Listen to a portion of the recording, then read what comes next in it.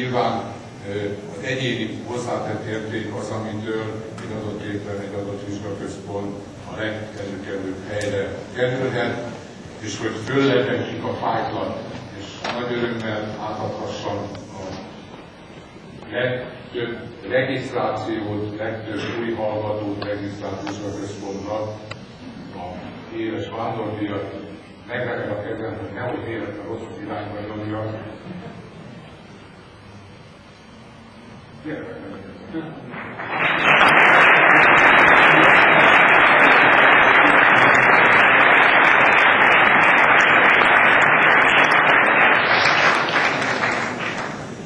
Amelynek képviselője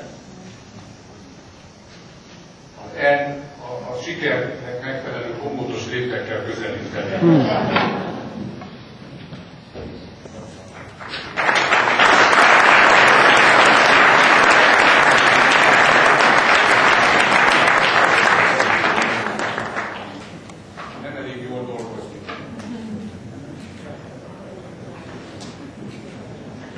További jó munkát, esetleg ismétlést kívánok.